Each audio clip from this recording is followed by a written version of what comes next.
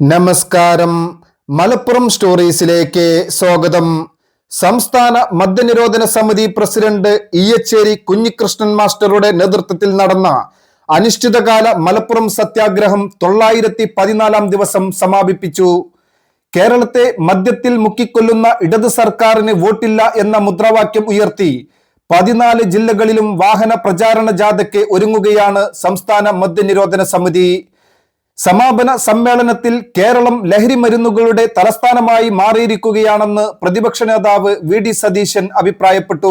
ഇടതുപക്ഷ സർക്കാരിന്റെ തെറ്റായ മദ്യനയമാണ് ഈ അവസ്ഥയ്ക്ക് കാരണമെന്നും UDF സർക്കാർ അധികാരത്തിലെത്തിയാൽ നിലവിലെ മദ്യനയം പുനഃപരിശോധിക്കുമെന്നും അദ്ദേഹം വ്യക്തമാക്കി. ഉമ്മൻചാണ്ടി സർക്കാരിന്റെ കാലത്ത് പഞ്ചായത്തുകൾക്ക് നൽകിയ അധികാരങ്ങൾ നിലവിലെ സർക്കാർ എടുത്തുകളഞ്ഞുവെന്നും അദ്ദേഹം ആരോപിച്ചു. മദ്യം വ്യാപിപ്പിക്കുന്ന ഒരു നടപടിയും UDF സർക്കാരിന്റെ ഭാഗത്തു നിന്ന് ഉണ്ടാകില്ലെന്നും സംസ്ഥാന മദ്യനിരോധന സമിതിക്ക് അദ്ദേഹം ഉറപ്പു നൽകി. മദ്യത്തിന്റെ സ്വാധീനത്തിൽ നിന്ന് നമ്മുടെ സമൂഹത്തെ രക്ഷിക്കേണ്ടത് അനിവാര്യമാണെന്നും പല മാതാപിതാക്കളും പുറത്തു പറയാൻ പോലും ബുദ്ധിമുട്ടുന്ന അനുഭവങ്ങൾ പങ്കുവെക്കുന്നതായും അദ്ദേഹം കൂട്ടിച്ചേർത്തു. സംസ്ഥാന മദ്യനിരോധന സമിതിയുമായി ആലോചിച്ച ശേഷമേ പുതിയ മദ്യനയം രൂപീകരിക്കുകയുള്ളൂവെന്നും അദ്ദേഹം വ്യക്തമാക്കി. മദ്യനിരോധന സമിതിയുടെ പ്രധാന ആവശ്യങ്ങളിൽ ഒന്നായ ലഹരി വിരുദ്ധ പാഠങ്ങൾ സ്കൂൾ പാഠപുസ്തകങ്ങളിൽ ഉൾപ്പെടുത്തണമെന്നത് ഉറപ്പായും നടപ്പാക്കുമെന്നും ലഹരി വിരുദ്ധ പാഠങ്ങൾ സ്കൂൾ പാഠപുസ്തകങ്ങളിൽ ഉൾപ്പെടുത്തുമെന്നും അദ്ദേഹം പറഞ്ഞു. കൂടാതെ കായിക രംഗത്തിനും കായിക അധ്യാപകർക്കും കൂടുതൽ പ്രാധാന്യം നൽകുകയും ചെറു കളിസ്ഥലങ്ങളും സ്റ്റേഡിയങ്ങളും സൃഷ്ടിക്കുകയും ചെയ്യേണ്ടതുണ്ടെന്നും അതിലൂടെ യുവതലമുറയെ ലഹരിയിൽ നിന്ന് മോചിപ്പിക്കാനാകുമെന്നും അദ്ദേഹം പ്രതീക്ഷ പങ്കിട്ടു. ഇടതു സർക്കാരിന്റെ മദ്യനയം തിരുത്തുമെന്ന ഉറപ്പും മദ്യനയം രൂപീകരിക്കുമ്പോൾ സംസ്ഥാന മദ്യനിരോധന സമിതിയുടെ അഭിപ്രായം തേടുമെന്ന വാഗ്ദാനവും വലിയ പ്രതീക്ഷയോടെയാണ് സംസ്ഥാന മദ്യനിരോധന സമിതി സ്വീകരിച്ചത്. സംസ്ഥാന മദ്യനിരോധന സമിതി പ്രസിഡന്റ് ഇയ്യച്ചേരി കുഞ്ഞികൃഷ്ണൻ മാസ്റ്ററുടെ നേതൃത്വത്തിൽ നടന്ന അനിശ്ചിതകാല മലപ്പുറം സത്യാഗ്രഹ സമാപന സമ്മേളനത്തിലാണ് പ്രതിപക്ഷ നേതാവ് ഈ ഉറപ്പുകൾ നൽകിയത്. മദ്യനിരോധന സമിതി ഇനി 14 ജില്ലകളിലും കേരളത്തെ മദ്യത്തിൽ മുക്കിക്കൊല്ലുന്ന ഇടതു സർക്കാരിന് വോട്ടില്ല എന്ന മുദ്രാവാക്യം ഉയർത്തി വാഹന പ്രചാരണ യാത്രയ്ക്ക് ഒരുങ്ങുകയാണ്. പ്രതിപക്ഷ നേതാവ് വി.ഡി. സതീശൻ കേരള ജനതയ്ക്ക് നൽകിയ മദ്യനയവുമായി ബന്ധപ്പെട്ട പുതിയ ഉറപ്പുകൾ ഉൾക്കൊള്ളുന്ന പ്രസംഗം മലപ്പുറം സ്റ്റോറീസിലൂടെ കാണാം. എല്ലാവർക്കും നന്ദി, നമസ്കാരം. ഈ സദസ്സ് ഉദ്ഘാടനം ചെയ്യാനും നമ്മുടെ സമരം സമാപിച്ചതായി പ്രഖ്യാപിക്കാൻ ക്ഷണിക്കുന്നു. ഇതേ സമയം നമ്മുടെ ബഹുമാന്യനായ മുഖ്യമന്ത്രി മധ്യ രാഷ്ട്രീയക്കാരുടെ വേദിയിൽ പങ്കെടുത്തുകൊണ്ടിരിക്കുകയാണ്. മുഖ്യമന്ത്രി മദ്യ നിരോധനക്കാരുടെ വേദിയിൽ പങ്കെടുത്തുകൊണ്ടിരിക്കുന്നു. ആവേശപൂർവ്വം അദ്ദേഹത്തെ ക്ഷണിക്കുന്നു. എനിക്ക് തോന്നുന്ന സമരചരിത്രത്തിലെ വലിയ റെക്കോർഡാകാൻ പോകുന്ന ഭിന്നത്തിലേക്ക് പേര് വരാൻ പോകുന്ന അത് ഒരു സഹന സമരമാണ്. ഒരു ഗാന്ധിയൻ പാതയിലൂടെ എല്ലാവരെയും ഉദ്ബോധിപ്പിക്കുന്നതിന് വേണ്ടി ഈ മദ്യത്തിന്റെ വ്യാപകമായ ഉപയോഗം എത്രമാത്രം കേരള സമൂഹത്തെ ദുർബലപ്പെടുത്തിയിട്ടുണ്ട്, അതിനെ എത്രമാത്രം പുറകിലേക്ക് കൊണ്ടുപോയിട്ടുണ്ട് എന്നെല്ലാം ബോധ്യപ്പെടുത്തുന്ന ഒരു കാര്യം കൂടിയാണ്. അന്തിമമായ ലക്ഷ്യം മദ്യനിരോധനം തന്നെയാണ്. ആ മദ്യനിരോധനം മുന്നിൽ വെച്ചുകൊണ്ടാണ് മദ്യനിരോധന സമിതി ഈ പോരാട്ടം നടത്തുന്നത്. പക്ഷെ ഈ പോരാട്ടം നടത്തി നാളെയോ മറ്റന്നാളോ മദ്യനിരോധനം വരും ഇല്ല എന്ന് അവർക്കറിയാം. പക്ഷേ അതുണ്ടാക്കുന്ന അപകടങ്ങളെ കുറിച്ച് ഇവർ ചൂണ്ടിക്കാണിച്ചില്ലെങ്കിൽ പിന്നെ ആരും ചൂണ്ടിക്കാണിക്കും? അതുണ്ടാകുന്ന അപകടങ്ങൾ ചൂണ്ടിക്കാണിക്കുന്ന ഏക സംഘടന ഈ പ്രസ്ഥാനമാണ്.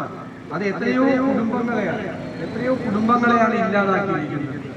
ഇപ്പോ മദ്യവും ലഹരി മരുന്നുമായി രണ്ടും അതിന്റെ പാരമ്പര്യത്തിലേക്ക് പോവുകയാണ്. കേരളം അതിന്റെ തലസ്ഥാനമായി മാറുകയാണ്. ലഹരി മരുന്നുകൾ മദ്യത്തിന് കുറവുമില്ല. ബാറുകാരുടെ പരാതി 40 വയസ്സിൽ താഴെയുള്ള ഒരു ബാറും ഇല്ലാന്നതാണ്. 40 വയസ്സിൽ താഴെയുള്ള ഡ്രഗ്സ് ആണ് ഉപയോഗിക്കുന്നത്. അപ്പൊ കുഞ്ഞുങ്ങളും നശിച്ചു പോവുകയാണ്.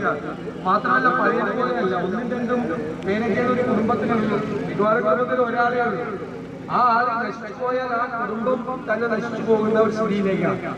പലപ്പോഴും പല വീടുകളിൽ നിന്നും മാതാപിതാക്കൾ പറയുന്ന സങ്കടങ്ങൾ പുറത്തു പറയാൻ പോലും പറ്റാത്ത കാര്യങ്ങളാണ് പല കുടുംബത്തിലും ഉണ്ടാകുന്നത്. ഇന്നലെ ഒരാൾ 58 വയസ്സുള്ള ഒരാൾ, നമ്മുടെയൊക്കെ പ്രായമുള്ള ഒരാളാണ്, അയാൾ 88 വയസ്സുകാരിയായ തന്റെ അമ്മ വീട്ടിൽ വരാന്തയിൽ കസേരയിലിരിക്കുമ്പോൾ കസേരയോടുകൂടി എടുത്തും റോട്ടിലേക്ക് വലിച്ചെടുത്തു, മുറ്റത്തേക്ക് വലിച്ചെടുത്തു. അവര് തല അടിച്ചിട്ട് 88 വയസ്സുള്ള അമ്മ തല അടിച്ചിട്ട് പരിക്കേറ്റ് ആശുപത്രിയിൽ കിടക്കുകയാണ്, ഗുരുതരാവസ്ഥയിൽ കിടക്കുകയാണ്. 88 വയസ്സുള്ള ഒരമ്മയെ ഇത്രയും അവരുടെ സ്വപ്നവും പ്രതീക്ഷയും എല്ലാമായിട്ടുള്ള ഒരു മകൻ, അവരെന്തുമാത്രം കഷ്ടപ്പെട്ട് വളർത്തിയെടുത്തൊരു മകൻ മദ്യത്തിന്റെ അടിമയായി വന്നുകൊണ്ട് ഈ അമ്മയെ എടുത്ത് വലിച്ചെറിഞ്ഞാണ്. രാവിലെ വായിച്ച വാർത്ത അതാണ്. അപ്പൊ എത്രമാത്രം ദ്രോഹങ്ങളാണ്. മാതാപിതാക്കളെ കൊല ചെയ്യാൻ മടിയില്ല, ആരെയും ദ്രോഹിക്കാൻ മടിയില്ല, എവിടെയും എന്ത് പ്രശ്നവും ഉണ്ടാക്കാം. കുടുംബത്തിന്റെ വരുമാനം നിലച്ചു പോവുകയാണ് അല്ലേ? കുഞ്ഞുങ്ങളെ ഒരു ആശുപത്രിയിൽ കൊണ്ടുപോകാൻ പോലും പണമില്ലാതെ വിഷമിക്കുകയാണ്. ഒരു പൊതിച്ചോറ് കെട്ടി അയക്കാൻ, കൊച്ചിനെ സ്കൂളിൽ പോകുമ്പോൾ ഒരു പൊതിച്ചോറ് കെട്ടി കൊടുക്കാൻ നിവർത്തിയില്ലാത്ത അമ്മമാരുടെ നാടായി കേരളം മാറിയിരിക്കുകയാണ്. അപ്പൊ തീർച്ചയായും എല്ലായിടത്തും പാടുക, എല്ലായിടത്തും പാടുക. എവിടെയും ഏറ്റവും അവൈലബിൾ ആയിട്ടില്ല. നിത്യോപയോഗ സാധനങ്ങൾ കിട്ടാനില്ലാത്ത കേരളത്തിൽ ഒരു ക്ഷാമമില്ലാത്ത കാര്യം ഇതിന് വേണ്ടി മാത്രമാണ്. 13 നിത്യോപയോഗ സാധനങ്ങൾ മാവേലി സ്റ്റോറിൽ പോലും അന്വേഷിച്ചാൽ കിട്ടില്ല. പക്ഷേ ഇപ്പൊ പറയുന്നത് മോളുകളിലെല്ലാം മദ്യം വിളമ്പുന്നതിനെ കുറിച്ചാണ് ആലോചിച്ചുകൊണ്ടിരിക്കുന്നത്. ആ രീതിയിലേക്ക് കേരളം വഴിമാറി പോവുകയാണ്. അവിടെ നിന്ന് കേരളത്തെ നമുക്ക് തിരിച്ചു കൊണ്ടുവരണം. ഈ മദ്യത്തിന്റെ അതിന്റെ സ്വാധീനത്തിൽ നിന്നും വരാനിരിക്കുന്ന തലമുറയെങ്കിലും നമുക്ക് രക്ഷിക്കാൻ നമുക്ക് കഴിയണം. അതിന് തക്കതായ നടപടികൾ UDF അധികാരത്തിൽ വരുമ്പോൾ ഒരു കാര്യം ഞാൻ നിങ്ങൾക്ക് വാക്ക് തരുന്നു. ഉമ്മൻചാണ്ടിയുടെ കാലത്താണ് പഞ്ചായത്തുകൾക്ക് അധികാരം കൊടുത്തിരുന്നത്. അത് ഈ ഗവൺമെന്റ് വന്നപ്പോഴാണ് അത് തിരികെ മാറ്റിയത്. അതുപോലെ ഒരു കാര്യം വാർത്തരുത്, മദ്യം വ്യാപിപ്പിക്കുന്ന ഒരു നടപടിയും കൂടിയ സർക്കാർ ഒന്ന് അതിനുവേണ്ടി എടുത്തിരിക്കുന്ന ചില തെറ്റായ നടപടികൾ, ഈ ഗവൺമെന്റ് വന്നതിന് ശേഷം എടുത്തിരിക്കുന്ന തെറ്റായ നടപടികൾ UDF സർക്കാർ പുനഃപരിശോധിക്കുക തന്നെ ചെയ്യും.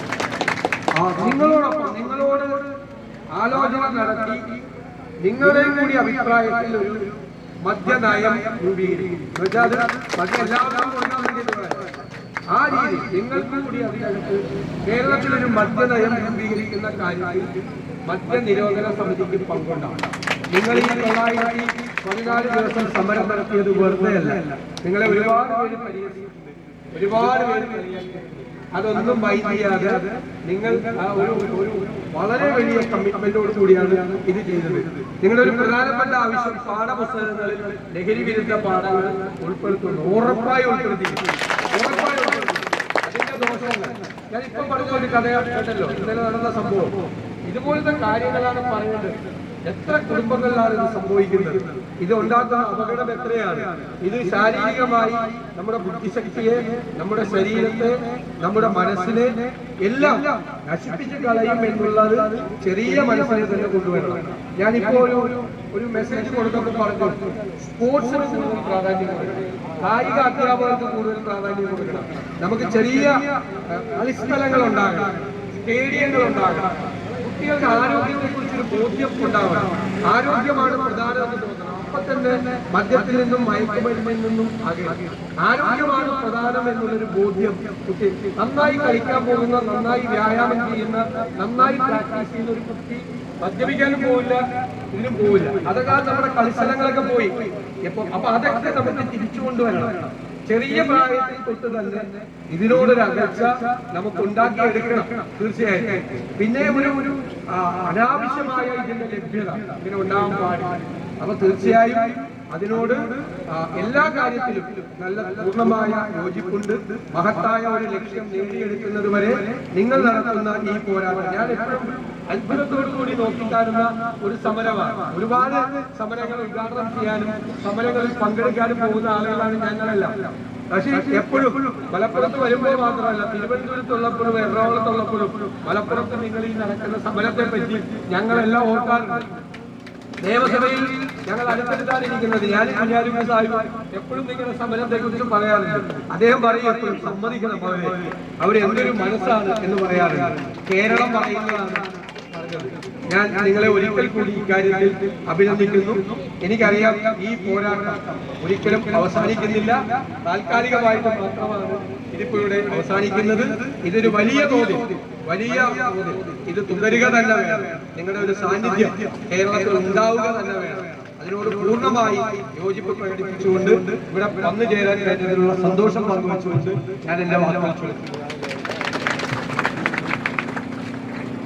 ഇവിടെ പറഞ്ഞതുപോലെ കേരള മദ്യനിരോധന സമിതി മദ്യാധികാര വാഴ്ചക്കെതിരെ ജനാധിപത്യ വിപ്ലവം എന്ന ഈ ചരിത്രകാല യാത്ര നമ്മളെല്ലാവരും ഇന്ന് കാണുന്ന പോലെ ഒരു വലിയ ചരിത്ര സംഭവമായി ഇവിടെ സമാപിക്കുകയാണ്. ഇതൊരു ശുഭകരമായ സമാപനം ആവും എന്നുള്ളത് ജനങ്ങൾക്ക് തീർച്ചയായും നല്ല വിശ്വാസമുണ്ട്. ഞങ്ങളൊക്കെ അതിനുവേണ്ടി മദ്യനിരോധന സമിതിയുടെ കൂടെ തന്നെ കുറച്ച് ഉണ്ട് എന്ന് ഞാൻ പറയാൻ ആഗ്രഹിക്കുന്നു. കേരളത്തിലെ ഇന്ന് കണ്ടുകൊണ്ടിരിക്കുന്ന വലിയ സാമൂഹ്യ വിപത്തുകളൊക്കെ മദ്യവും മയക്കുമരുന്നും ഒക്കെ ഉണ്ടാക്കുന്ന വലിയ വിപത്ത് നമ്മൾ കണ്ടുകൊണ്ടിരിക്കുക. ഇവിടെ പെൺമഴകളും അതുപോലെ തന്നെ വിമാനോപയോഗങ്ങളും അതുപോലെ എല്ലാവരും ഈ കാര്യങ്ങളൊക്കെ ഉണ്ടാവും എന്നുള്ളത് കൊണ്ട് ഞാൻ ആവർത്തിക്കേണ്ട കാര്യമില്ല. ഇന്നും നമ്മളെ ഞെട്ടിക്കുന്ന വലിയ കൊലപാതകങ്ങളും അതുപോലെ തന്നെ ക്രൂരകൃത്യങ്ങളും ഒക്കെ എന്നും രാവിലെ നമുക്ക് കിട്ടുന്നുണ്ട്. ഇന്നും ഇത് എന്നേക്കുമായി ഇവിടെ ഇല്ലാതാവണം എന്നുണ്ടെങ്കിൽ കേരള മദ്യനിരോധന സമിതി ഇവിടെ നടത്തിവരുന്ന അനിശ്ചിതകാല സമരത്തിന് ഇന്ന് അന്ത്യം കുറിക്കാൻ പോകുന്നു. മദ്യനിരോധന സമിതി നമ്മുടെ സംസ്ഥാനത്ത് നടത്തിയിട്ടുള്ള സമാനതകളില്ലാത്ത പ്രക്ഷോഭ പരിപാടികൾ നമുക്കറിയാം.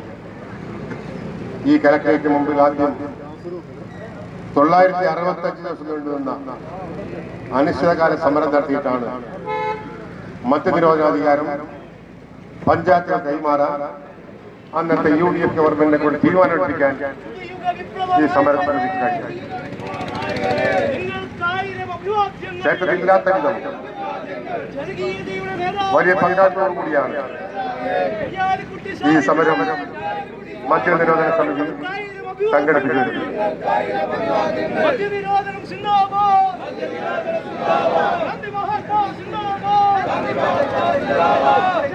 രണ്ട് മാസം കഴിഞ്ഞാൽ അധികാരത്തിൽ വരാനിരിക്കുന്ന UDF സർക്കാരിന് നേതൃത്വം നൽകാൻ പോകുന്ന ബഹുമാനപ്പെട്ട പ്രതിപക്ഷ നേതാവ് വി.ഡി. സതീശനും ബഹുമാന പ്രതിപക്ഷ ഉപനേതാവ് P.K. കുഞ്ഞാലിക്കുട്ടി സാഹിബ് UDF അധികാരത്തിൽ വന്നാൽ നിങ്ങൾ ഉന്നയിച്ചിട്ടുള്ള ആവശ്യങ്ങൾ പരിഹരിക്കും എന്ന് ഉറപ്പു നൽകുന്നതിന് വേണ്ടിയാണ് നമ്മുടെ ഈ സമരപദ്ധതിയിൽ എത്തിച്ചേർന്നത്.